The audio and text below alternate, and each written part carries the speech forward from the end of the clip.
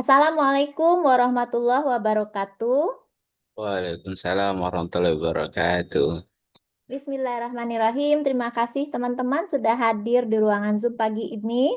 Minggu lalu kita sudah membahas perbedaan antara dosen pembimbing akademik dengan dosen pembimbing tesis. Nah, pertemuan sekarang kita lanjutkan pada topik menelaah masalah riset.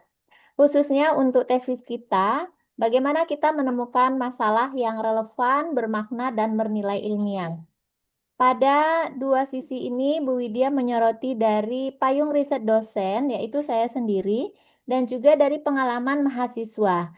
Jadi masalah-masalah tesis bisa kita temukan dari payung riset. Misalnya Bu Widya punya topik riset teknologi pembelajaran, adaptive learning, robotik dalam pendidikan, PBL, inovasi pembelajaran, pembelajaran anak usia dini, dan integrasi teknologi dalam pendidikan.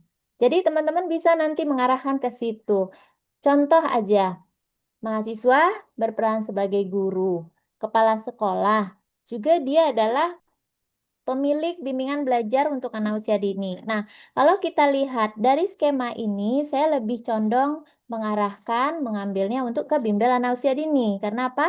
Ada topik pembelajaran anak usia dini sebagai riset payung dosen, juga mahasiswanya ikut di dalam payung riset ini. Nah, kalau dari pengalaman mahasiswa, berarti masalah tersebut berangkat dari fenomena nyata yang dialami mahasiswa. Mungkin dia sebagai guru kimia, sebagai guru bahasa Arab untuk SMK atau pesantren. Nah, masalah ini bisa juga. Namun yang efektif tentu kolaborasi antara keduanya. Nah, mahasiswa bisa melihat nih kejadian harian di dalam kelasnya ya, diobservasi, interaksi dengan siswa, kebijakan pendidikan, kejadian yang terjadi di lapangan. Contoh-contohnya ini seperti ini. Ini kan di mata kuliah orientasi baru dalam belajar kita udah pernah ya membahas beberapa hal yang terkait dengan motivasi belajar, kesulitan belajar, dan lain-lain. Nah, langkahnya kita identifikasi fenomena tersebut, kita cari riset gap-nya, kita rumuskan masalahnya, dan kita tentukan fokus penelitian.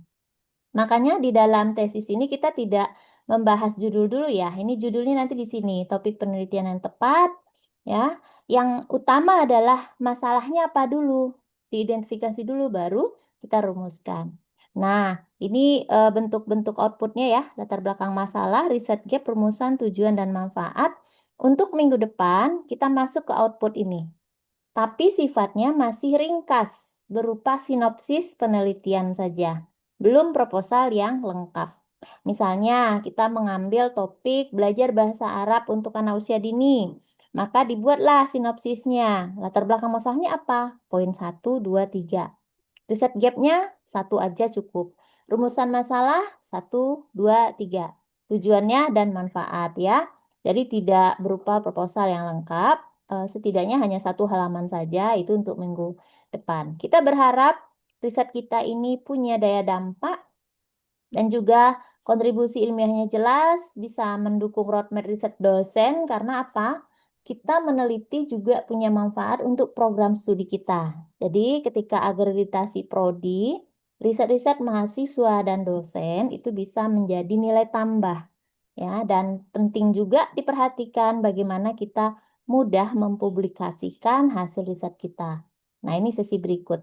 Itu barangkali teman-teman ya bisa kita tanya jawab setelah ini. Bu Widya tutup dulu. Alhamdulillah. Assalamualaikum warahmatullahi wabarakatuh. Waalaikumsalam warahmatullahi wabarakatuh.